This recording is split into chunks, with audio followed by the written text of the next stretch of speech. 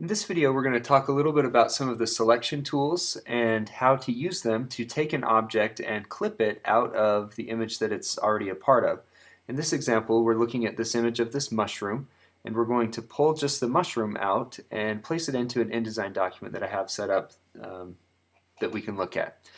To do that, there are, as you know, is the case with Photoshop, there's a lot of different ways to do it, so we're just going to cover a few. When you create or when you clip an object out of an image, the key is to create a very good selection. Now that's easier to do on images where you have a high contrast between the object that you want to clip out and its background. This is a pretty good example. The color of the mushroom contrasts nicely with its background. There's a pretty decent edge of the mushroom here against its background. It's not super crisp, but it's okay.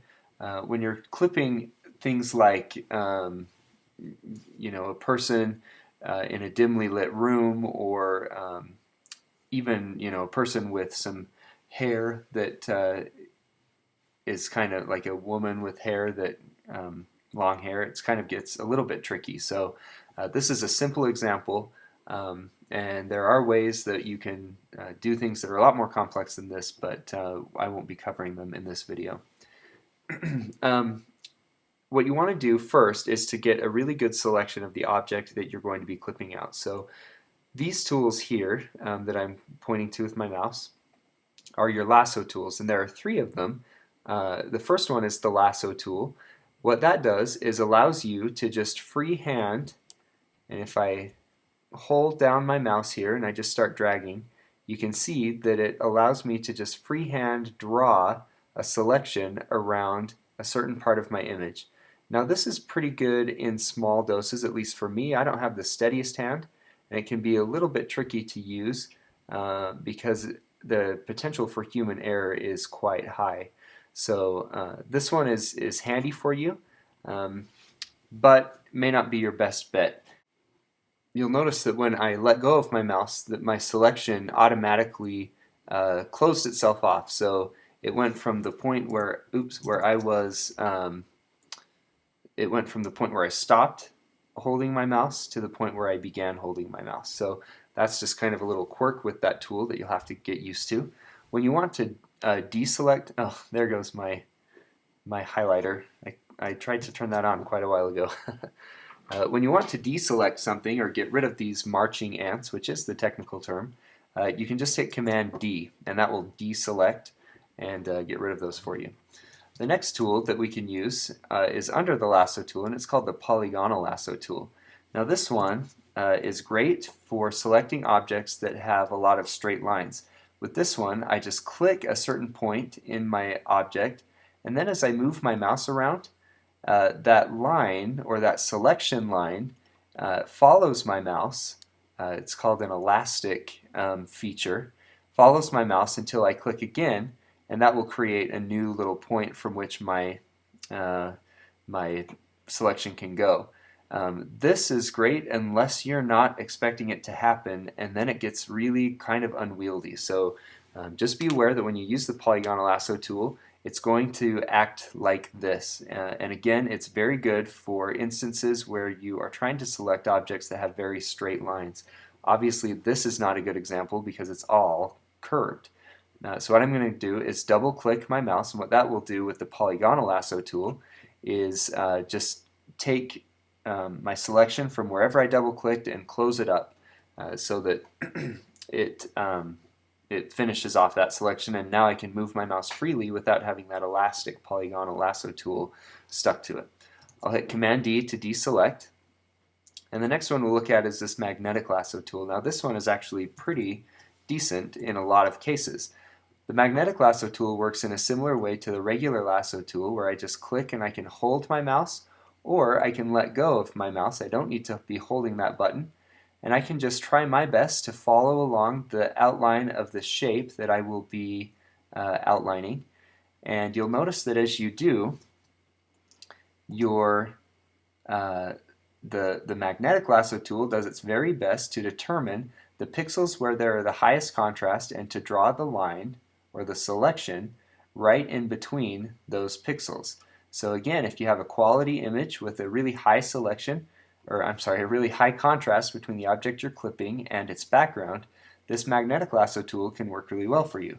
But notice here, I have an instance where uh, I don't have a lot of contrast between the mushroom, which is right where I'm pointing with my mouse, and my background.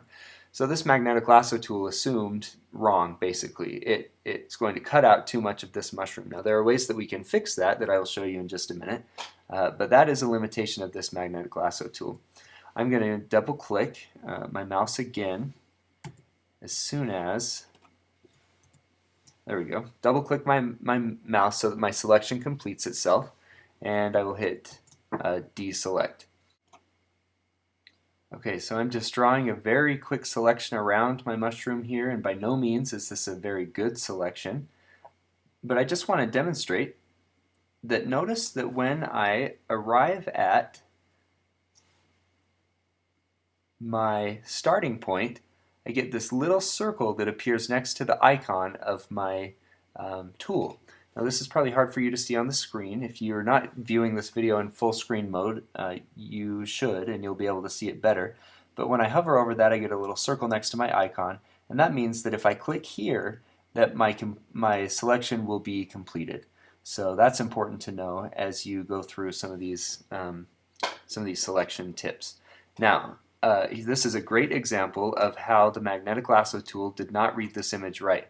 My mushroom obviously extends along this border here, but the contrast wasn't high enough for the magnetic lasso tool to pick up. So what I'm going to do is add to my selection. Now if I hold down the Shift key, you can see that I get my magnetic lasso tool icon with a plus sign. To add to a selection, I hold down the Shift key, and I start by clicking somewhere inside my selection and hovering over and being a lot more careful as I make the selection of the outer part of this mushroom. Now I'm going to draw a nice selection or a nice line along this mushroom here until I reach the point at which my magnetic lasso tool was doing a pretty good job. Now what I'm going to do is just circle back around inside my selection all the way to the beginning point till I get my little circle there, and I'll let go of my mouse. Now that area has been added to my selection. This is where the regular lasso tool comes in handy. The regular lasso tool, again, just allows you to easily and carefully draw your own selection. So now I have an area where I've kind of gotten too much. This area here where I'm pointing has a little bit too much of the background in it. It's not a very clean selection. So I'm going to subtract that area from my selection now. To do that, I hold down the Option key. When I do that, I get a little minus sign next to my lasso. So I'll follow the same steps, just with the Option key held. With my lasso tool, I will just carefully outline right along that border of the mushroom. I'll circle back to the beginning of my selection there, and now that part of the selection has been taken away. You can do that with any part of the selection, and you can do it with any of the lasso tools, maybe except the polygonal lasso tool. I have not done it there, but I imagine you could do it with that anyway. So remember, holding down the Shift key adds to a selection. Holding down the Option key subtracts from a selection. Now this is great, but what I want to do is deselect and show you a couple more. Right under the lasso tools you have the Quick Selection tool and the Magic Wand tool. The Quick Selection tool is really great when you are making a selection of an image that has a very high contrast. So this is a decent example, but there are examples that are much better. With the Quick Selection tool, all you have to do is just click and paint the area that you want to select. And notice that it's doing a really pretty good job of selecting right along that, that border there with the mushroom. I'll shrink my brush by holding down the open bracket key, and I'll come right inside this area here, and I actually have a pretty good selection there. Now what I've done, you'll notice, is I have not selected the mushroom, I've selected the background, and I can tell because I have my marching ants around the mushroom and I have my marching ants that come along the border of my image here. That tells me that the background is selected, not necessarily the mushroom. So the quick selection tool works well in this image. The magic wand works similarly. You can click and just kind of drag the magic wand. But the way the magic wand works is by selecting certain colors, and it's not a great fit for this example, as you can tell, because we do have so much variation in the colors here. So we won't worry about that, but the magic wand tool is another method to make a selection. Now I should mention that a lot of people that want the most careful selection will use their pen tool to draw an outline of the object, and then you can turn that outline into a selection. I won't demonstrate that here. It will take a long time, but if you're interested in that, please contact me. We can talk after class about how to do that. It's a very nice way, a very accurate way to make a selection. Okay, so I'll come back to my magnetic lasso tool, and I'm actually going to make a copy of the background layer by hitting Command J, and with that background layer selected, I'm just going to make a very rough outline. Again, this isn't great. I'm just doing it for the purposes of demonstration. Now when I've done that, I have the mushroom selected, but what I really want is to select the background so that that's what I can delete.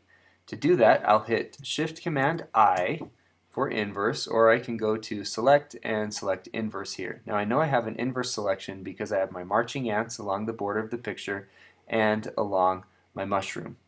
Now what I can do at this point is just hit the Delete key, and if I turn off my background layer by clicking the little I next to it, I can see that yes, in fact, I have deleted the background for this image.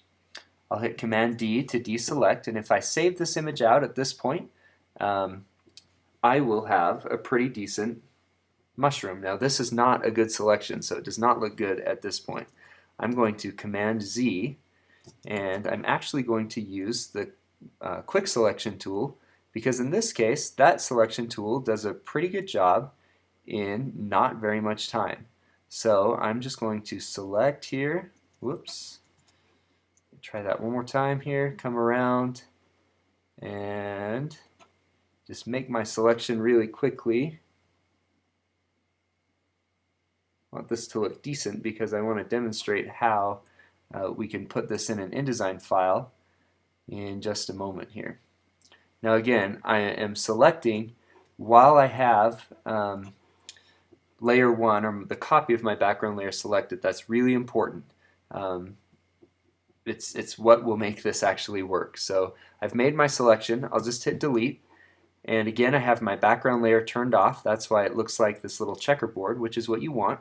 If you hit delete and you just get a white background, that means that there still is a white background on that image, and if your purpose is to move this into InDesign and actually text wrap around the shape of this object, it won't work. You need to see this checkered background in order for text to wrap around the shape of this object. So I'll hit Command D for deselect, and I'll just go to File and Save As, and I'll just call this mushroom and save it to my desktop. Save it as a Photoshop file, of course. And now what I can do, if I come over to InDesign here, I have this little page on mushrooms, and I can place this image. And I can find it here.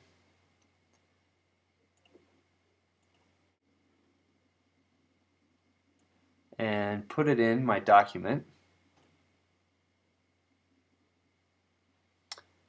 And I just can see that I see the text behind it.